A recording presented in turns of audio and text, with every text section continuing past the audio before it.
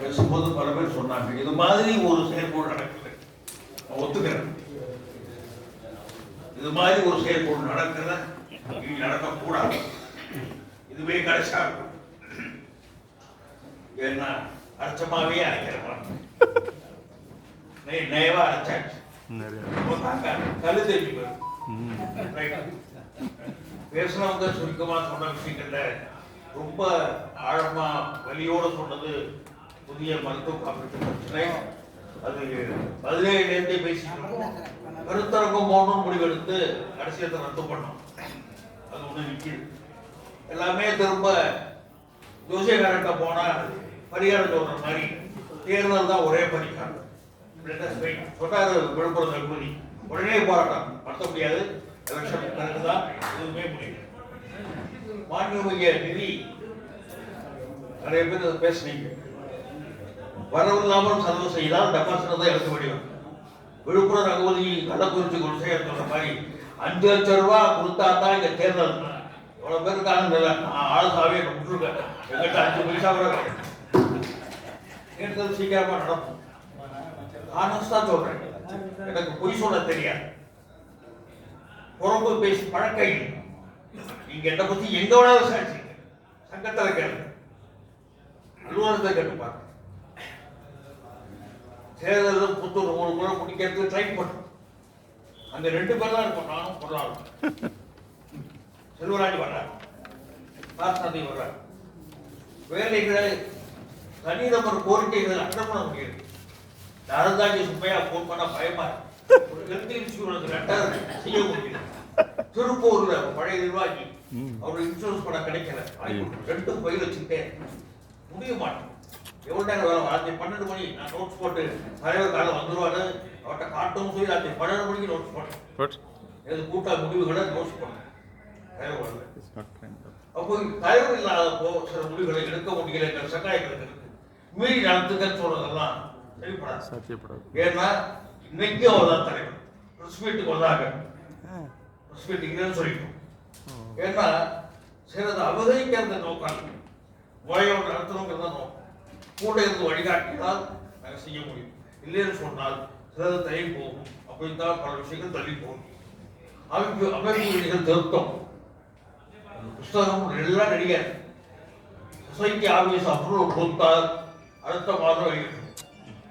முடிஞ்சா தேர்வுக்குள்ள வெளியிட்டு ஆசைப்படுறேன், போக முடியல. ராயப்படைக்கு போகணும், ஒட்ட பேசணும், ட்ரை பண்ணணும்.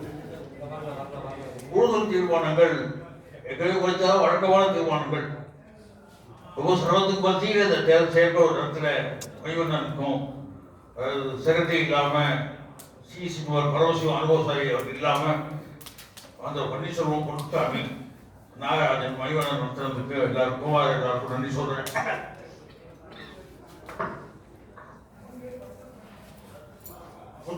கூட தேர்தல் பட்டியல் என்ன கிளைகள் 30 தான் 29 தான் விட்டுருவோம். ஈரோடு, கரூர், சேலம், ராணிப்பேட்டை கூட விட்டுருவோம். இந்த மாசம் வரைக்கும் டைம் இல்லைன்னா ராணிப்பேட்டையை விட்டுருவோம். கடலூர் கோர்ட்டுக்கு போயிட்டாங்கன்னா கடலூர் கிடையாது, அது 27 தான் வாய்ப்பு. தூத்துக்குடியும் திருப்பத்தூரும் நடக்க முடிந்தால் போயிட்டாரா, திருப்பத்தூர் நடத்தா திருப்பத்தூர் சேரும், ஏன்னா இல்லை. ஆக 28-2 நாங்கள் முடிக்கலைன்னா நாம தேர்தல் பட்டியல் தயார்படுறோம். 33 கூட நடத்தணும். ஆனால் ஒரு கருத்து ஓய்ந்தே இருக்கு. 21-4 தேர்தல் இருக்குன்னா பதவியேற்பு அந்த தேதியாக தான் நடத்தணும்னு ஒன்று இருக்கு. அது பேசி முடிவு பண்ண வேண்டும். இது நாங்கள் 8 பேர் உட்காந்து முடிவெடுக்க முடியல, தயவையும் கேட்டுதான் செய்யணும். அப்போ முடிந்த வரையில 33 தேர்தல் தவறினால் ஒரு வாரம் தயக்கும்.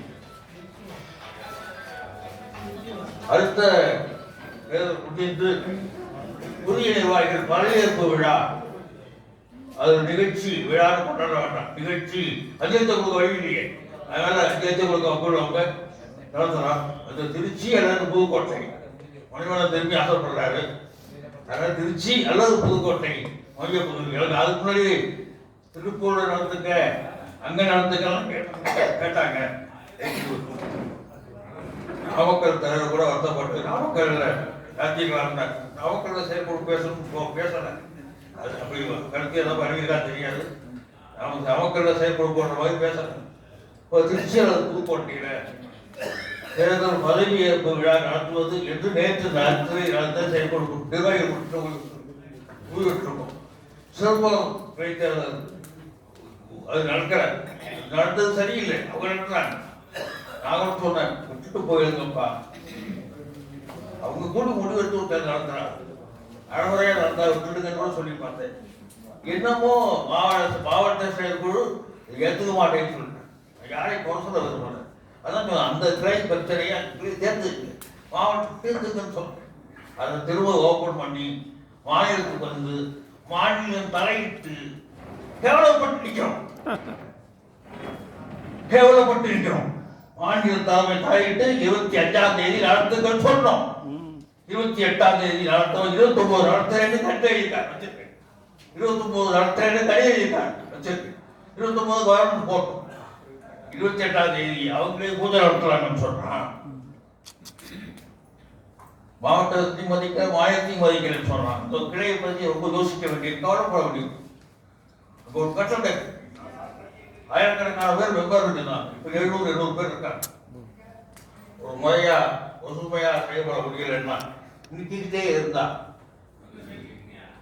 யாரெல்லாம் குடிக்கலையோ நீக்கிறவங்கலாம் கோர்ட்டுக்கு போறாங்க. 7 முறை பட்டியலாக நீக்கிறாங்க கோர்ட்டுக்கு. இப்போ அதுக்கு கொஞ்சம் 2ஆவது கோர்ட்டுக்கு போறாங்க. போனால் அங்கே ஒரு கட்டளை இருக்கு. அதை காப்பாற்றணும் நினைக்கிறோம். இதுக்காக கடலூர் மாவட்ட ஹெட்குவார்ட்டர் கடலூர் இது சிதம்பரம் கொண்டு போகணும். எல்லாருக்கும் தெரியாது, பார்க்கலாம். போதும் போயிட்டு ஸ்டே வாங்கிட்டாங்கன்னு பார்க்கலாம். பின்னாடி தேர்தல் ப்ரொசீஜர் ஸ்டார்ட் பண்ணியாச்சு. கடலூர் தேர்தல் செல்லாதுன்னு சொல்லியாச்சு. மாநிலம் சொல்லிட்டு கடலூர் தேர்தல் செல்லாது. அப்படி மாவட்டம் மாநிலம் போது தேர்தல் நடக்கும். அது நடக்கிற முடியலைன்னா பார்த்துக்கலாம். அதுக்கு வரையில சிதம்பரம் கிளையை தேர்தல் 3 வருஷம் ஆகிப்போச்சு. அவங்க பொறுப்பாளரை நீடிக்க முடியாது. சரி, ஒரு பொறுப்பு குழு போடணும் முடிவு பண்ணியிருக்கோம். அந்த பொறுப்பு குழுவை நான் தலைவர் பொறுப்பாளர் 3 பேர் சேர்ந்து முடிவெடுக்கிறோம் சொல்லி இந்த தீர்மானங்களை சேர்த்து ஒப்புதல்